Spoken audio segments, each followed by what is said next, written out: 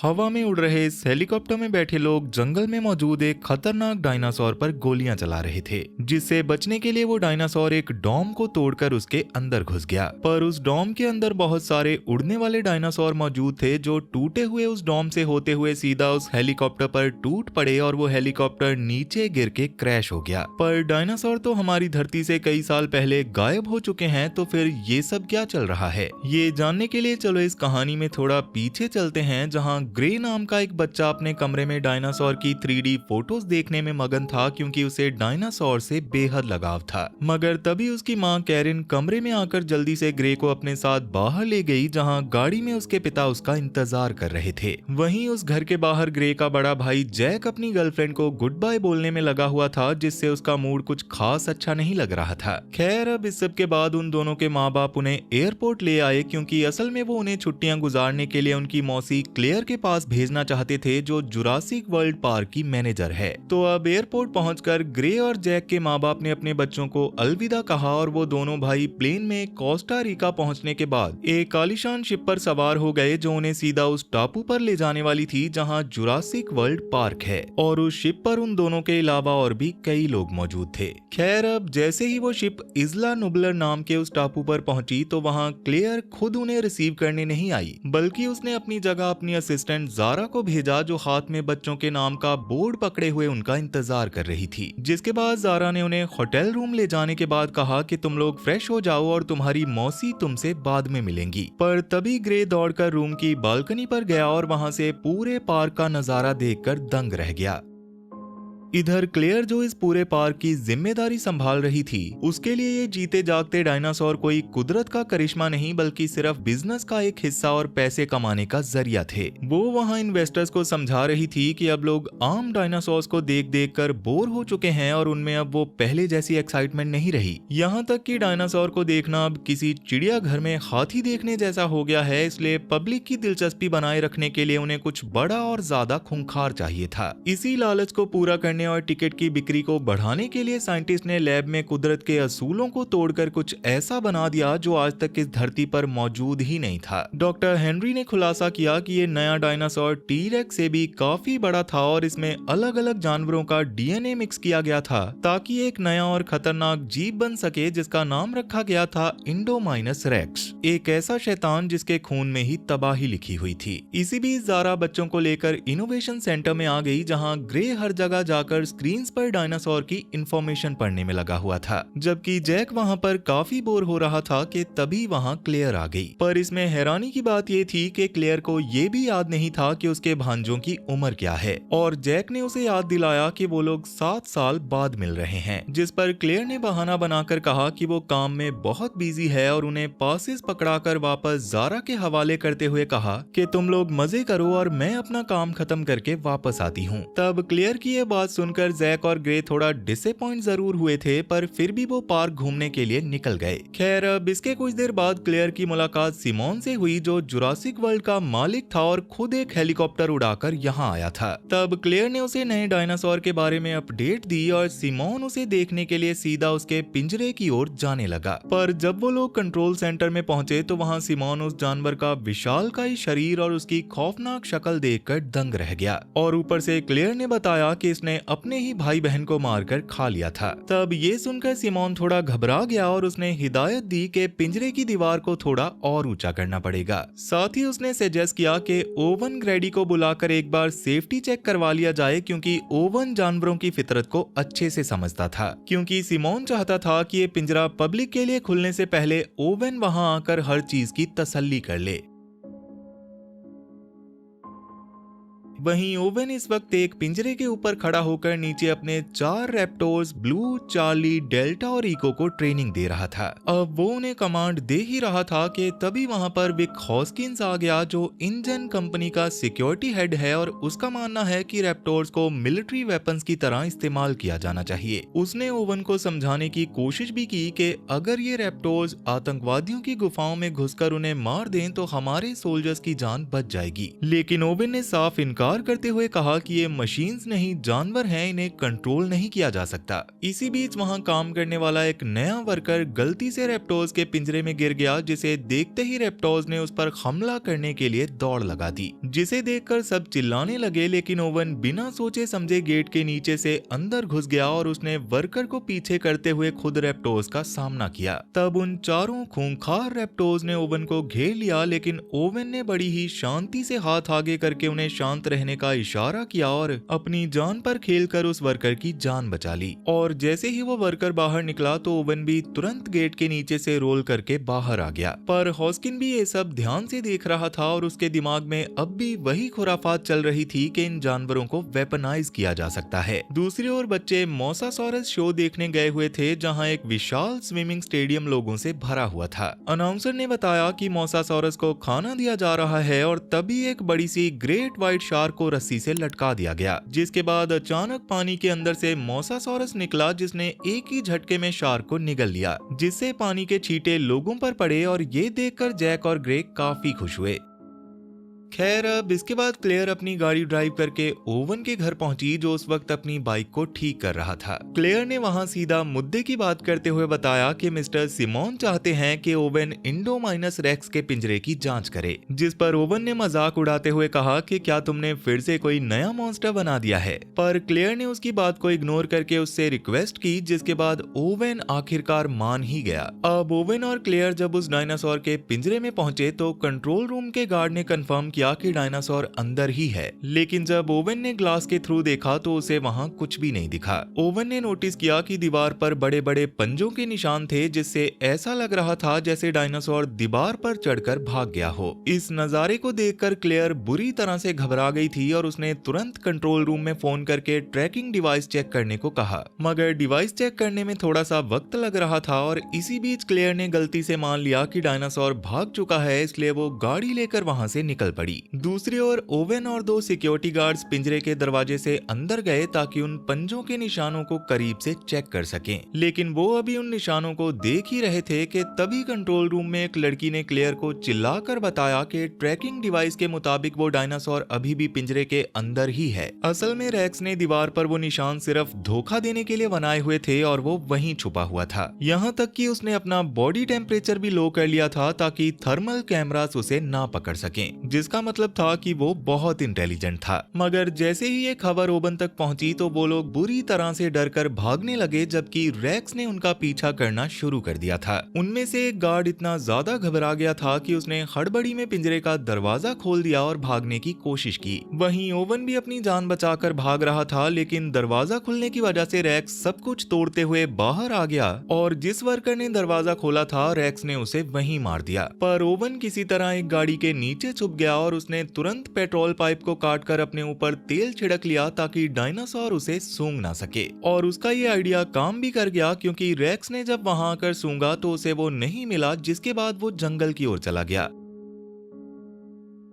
दूसरी ओर पूरे control room में हाहाकार मच गया था और क्लेयर ने ऑर्डर दिया कि असिस्ट कंटेनमेंट यूनिट को भेजा जाए, जो कि स्पेशलाइज्ड सोल्जर्स थे और डायनासोर्स को बेहोश करने वाली गन से पकड़ लेते थे। तब सिमोन ने उन लोगों को असली गन्स का इस्तेमाल करने को कहा, लेकिन क्लेयर ने इसके लिए साफ मना कर दिया, क्योंकि वो डायनासोर उसकी $26 मिलियन की इन्वेस्टमेंट थी। इधर स्पेशल टीम जब जंगल में पहुंची तो उनके लीडर को एक ट्रैकर सिग्नल मिला, लेकिन वहां पहुंचकर उन्होंने देखा कि डायनासोर ने अपना ट्रैकिंग चिप खुद अपने मांस को नोचकर निकाल दिया था, जिसे देखकर वो सब लोग हैरान रह गए, क्योंकि एक जानवर को कैसे पता कि उसके अंदर चिप लगी हुई है और उसे कैसे निकालना है। पर ओवेन जो अब कंट्रोल रूम में पहुंच चुका था, उसने कहा कि वो कोई मामूली जानवर नहीं है, बल्कि वो एक सुपर इंटेलिजेंट मॉन्स्टर है जो कि तुम्हारे साथ खेल रहा है। इसी बीच अचानक एक सोल्जर को खून की एक बूंद उसके ऊपर गिरती हुई दिखी और जैसे ही उसने ऊपर देखा तो झाड़ियों से रेक्स निकला, जो जंगल में अपना रंग बदलकर उनकी बातें सुन रहा था। जिसके बाद सारे सोल्जर्स पैनिक होकर उस पर अटैक करने लगे और रेक्स भी उन पर टूट पड़ा। वो सोल्जर्स को उठा कर फेंकने लगा और उन्हें पैरों से कुचलने लगा, क्योंकि बेहोश करने वाली गन्स उस पर काम नहीं कर रही थी, क्योंकि उसकी स्किन बहुत मोटी थी। और कंट्रोल रूम में बैठे सब लोग दहशत में देख रहे थे कि कैसे उनकी पूरी टीम कुछ ही सेकंड्स में खत्म हो गई। तो अब इस सब के बाद क्लेयर को रियलाइज हो चुका था कि ये मामला अब उसके हाथ से निकल चुका है, इसलिए उसने ऑर्डर दिया कि पार्क के नॉर्थन मैराथन पार्ट को बंद कर दिया जाए और सभी टूरिस्ट को वापस मेन एरिया में बुलाया जाए।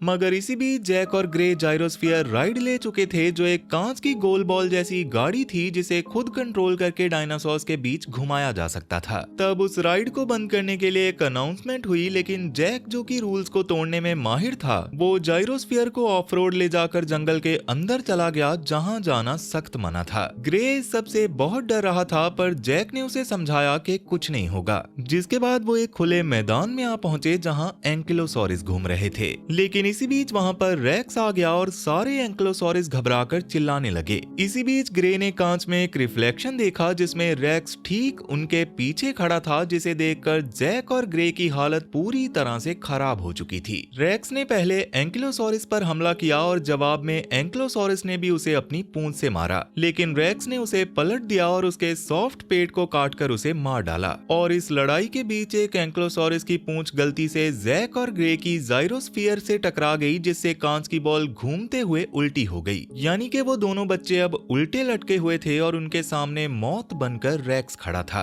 तब रेक्स से बचने के लिए जैक ने गाड़ी को स्टार्ट करने की कोशिश की, लेकिन तभी उसका फोन बजने लगा और रेक्स उस आवाज से अट्रैक्ट हो गया। उसने जायरोस्फीयर के ऊपर अपना बड़ा सा पंजा मारा, जिससे कांच टूटने लगा और उसने पूरी बॉल को उठाकर जमीन पर पटक दिया। जिसके दौरान वो दोनों बच्चे सीट बेल्ट में फंसे हुए थे और रेक्स अपना मुंह खोलकर उन्हें खाने की कोशिश करने लगा, लेकिन जैक और ग्रे ने किसी तरह सीट बेल्ट खोली और टूटे हुए हिस्से से बाहर निकलकर सीधा जंगल में भागने लगे। तब रेक्स भी उनका पीछा करने लग गया था, लेकिन वो बच्चे एक वाटरफॉल के पास पहुंचकर बिना सोचे उस पानी में कूद गए। जिसके बाद रेक्स ने उन्हें ऊपर से देखा और फिर वहां से चला गया।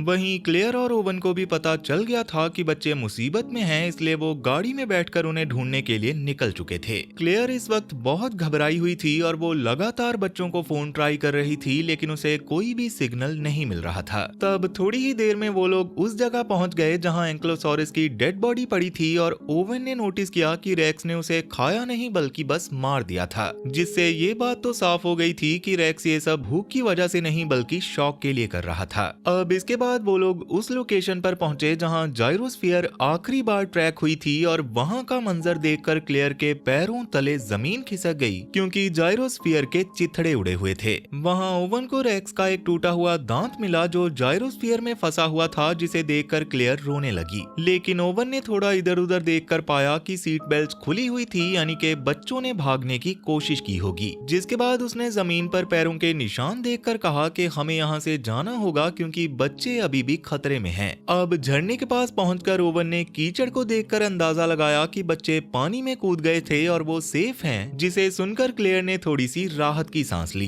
दूसरी ओर जैक और ग्रे जंगल में घूमते हुए एक पुराने विजिटिंग एरिया तक पहुंच गए, जहां अंदर जाने पर उन्हें एक पुरानी जीप मिली। तब जैक ने उसे फिक्स करने की कोशिश की, जिसमें ग्रे ने उसकी मदद की और हैरानी की बात ये थी कि 22 साल पुरानी वो जीप स्टार्ट भी हो गई। जिसके बाद वो दोनों बच्चे गाड़ी लेकर वहां से निकल गए ताकि वो मेन पार्क तक पहुंच सकें। वहीं कंट्रोल रूम में सिमोन को पता चला कि रेक्स अब कंट्रोल से पूरी तरह से बाहर हो गया है। तब हॉस्किन उसे बार बार कह रहा था कि मेरे रैप्टोर्स को यूज करो, लेकिन सिमोन ने उसे मना करते हुए कहा कि ये गलती मेरी है और मैं ही इसे ठीक करूंगा। जिसके लिए सिमोन ने अपना हेलीकॉप्टर लिया और उसके साथ उस हेलीकॉप्टर में 2 सोल्जर्स भी बैठ गए जिनके पास हैवी मशीन गन थी और उनका प्लान था कि वो ऊपर से रेक्स को गोली मारकर खत्म कर देंगे।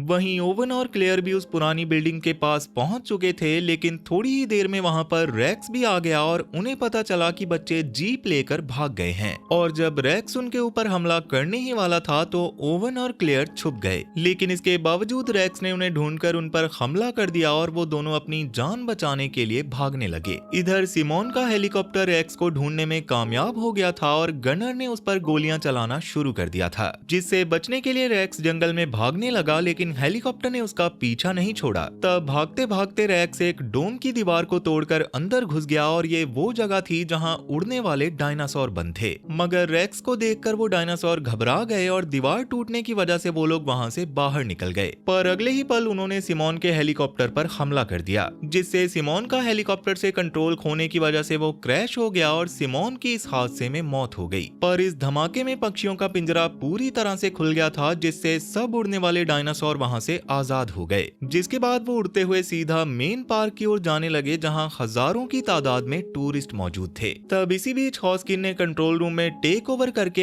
ऐलान किया कि अब सिमोन नहीं रहा, इसलिए अब मेरी चलेगी और हम रैप्टोर्स को यूज करके रेक्स को खत्म करेंगे। वहीं मेन एरिया में घूम रहे लोग अब भी इस सबसे अनजान थे, लेकिन तभी अचानक सब लोग ऊपर देखने लगे क्योंकि आसमान में हजारों की तादाद में उड़ने वाले डायनासोर आ गए थे, जिन्होंने वहां मौजूद लोगों पर हमला करना शुरू कर दिया और वो किसी को उठाकर ले जाते तो किसी को नोच नोच कर मार रहे थे। वहां जैक और ग्रे भी इस भीड़ में अपनी केयरटेकर ज़ारा को ढूंढ रहे थे, पर तभी एक उड़ने वाले डायनासोर ने ज़ारा को उठाकर हवा में उछाल दिया, पर दूसरे डायनासोर ने उसे पकड़ लिया और आखिर में वो दोनों पानी वाले टैंक के ऊपर गिरे, जहां मोसासोरस बाहर निकला और उस उड़ने वाले डायनासोर के साथ साथ ज़ारा को भी खा गया।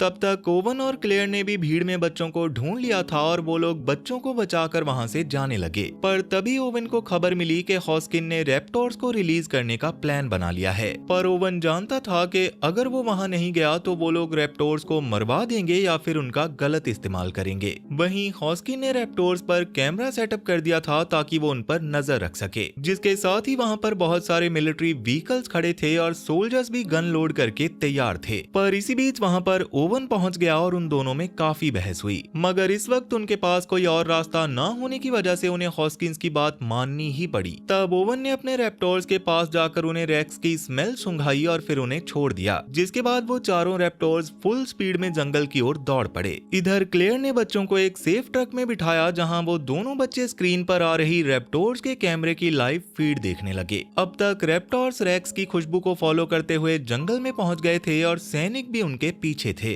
मगर तभी अचानक रैप्टोर्स रुक गए और ओवन ने भी अपनी बाइक रोक ली। वो रैप्टोर्स हवा में कुछ सूंघ रहे थे, जिससे ओवन को समझ आ गया था कि रेक्स उनके आसपास ही मौजूद है, और तभी झाड़ियों के पीछे से रेक्स निकला। लेकिन यहाँ वो हुआ जो किसी ने सोचा भी नहीं था, क्योंकि रैप्टोर और रेक्स एक दूसरे पर हमला करने की बजाय एक दूसरे से बात करने लगे। ब्लू ने कुछ आवाज निकाली और रेक्स ने वैसी ही आवाज में उसे जवाब दिया, जो देखकर ओवन का चेहरा सफेद पड़ गया था, क्योंकि वो समझ गया था कि रेक्स के अंदर रैप्टोर्स का ही डीएनए है। अब इसके बाद जब रैप्टोर्स ने ओवन की तरफ देखा तो इस बार उनकी आंखों में दोस्ती नहीं बल्कि शिकार करने की भूख थी। ये देखकर सैनिकों ने उन पर गोलियां चलाना शुरू कर दिया, लेकिन तब तक रेक्स ने उन्हें अपनी साइड कर लिया था। तभी एक सैनिक ने लॉन्चर चलाया, जिससे रेक्स को हल्की सी चोट लगी, पर वो वहां से भाग गया। लेकिन अब असली खतरा रेक्स नहीं बल्कि रैप्टोर्स बन चुके थे, क्योंकि रैप्टोर्स ने बहुत तेजी से हमला करना शुरू कर दिया था।